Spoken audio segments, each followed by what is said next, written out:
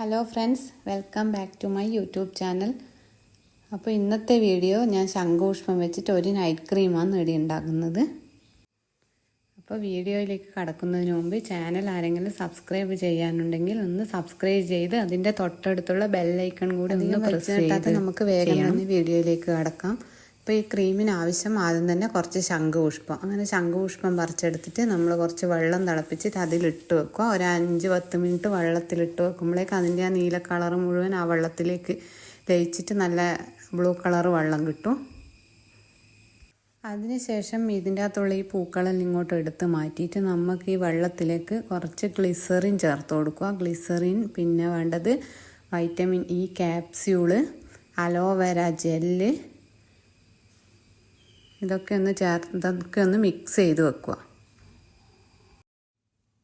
അപ്പോൾ ഇപ്പം പറഞ്ഞ ഈ 3 സാധനത്തിൻ്റെ ഗുണങ്ങളും എല്ലാവർക്കും അറിയാം. എല്ലാ സോപ്പിലും ക്രീമിലും ചേർക്കുന്ന സാധനങ്ങളാണ്. നമ്മളെ മുഖം നല്ല ഗ്ലോ ചെയ്യാനും നല്ല നിറം വെക്കാനും എല്ലാം സഹായിക്കുന്നതാണ് ഗ്ലിസറിനും വൈറ്റമിൻ ഇ ക്യാപ്സ്യൂളും. ഇനി വൈറ്റമിൻ ഇ ക്യാപ്സ്യൂൾ ചില ഓയിലി സ്കിന്നുകാർക്ക് ചിലപ്പോൾ ഒരു മുഖക്കുരു എല്ലാം വരാനുള്ളൊരു പ്രവണതയുണ്ട്. അതുകൊണ്ട് അങ്ങനെയുള്ളവർ വേണമെങ്കിൽ അത് ഒന്ന് സ്കിപ്പ് ചെയ്യുക. നമുക്ക് പിന്നെ അലോവേര ജെല്ലും ഗ്ലിസറിനും നല്ല ഇതാണ്.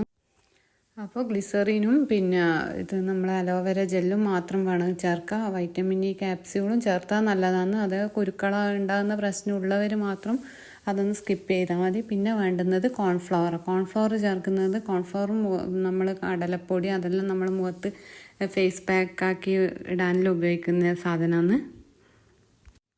അപ്പോൾ നമ്മളിൽ കോൺഫ്ലവർ ചേർക്കുന്നത് എന്തിനാണെന്ന് വെച്ചാൽ ഇതിപ്പം പിന്നെ ഒരു ക്രീമി ടെക്സ്ചർ കിട്ടണം. അതിന് വേണ്ടിയിട്ടാണ് കുറച്ച് കോൺഫ്ലവറും ചേർത്ത് ഇളക്കിയിട്ട് മാറ്റി വെക്കുക.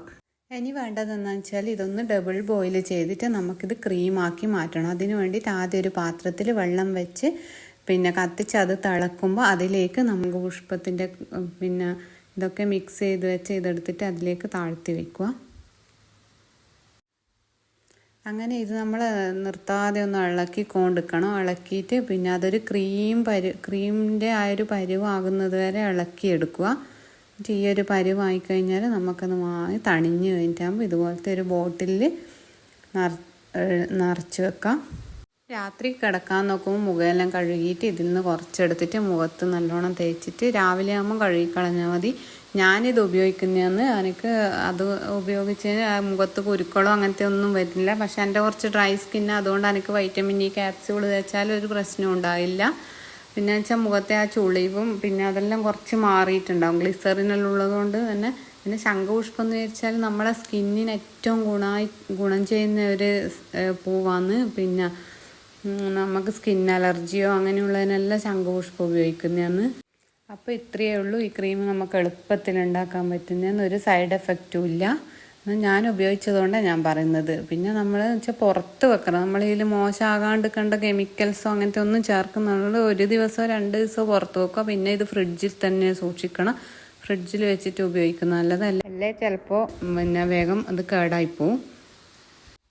പിന്നെ നമ്മൾ എന്ത് ക്രീം തേച്ചാലോ സോപ്പ് തേച്ചാലോ നമ്മളെ ആ ഒരു പ്രായത്തിന് നമുക്ക് തോൽപ്പിക്കാൻ പറ്റില്ല. ആ ഒരു പ്രായത്തിൻ്റെ എല്ലാ ഇതും നമ്മൾ പിന്നെ ഒരു പ്രായം എത്തിക്കഴിഞ്ഞാൽ മുടി നരക്കും, മുഖത്ത് ചുളിവ് വീഴും. അതൊന്നും നമുക്കൊരിക്കലും തടുത്ത് നിർത്താൻ പറ്റില്ല.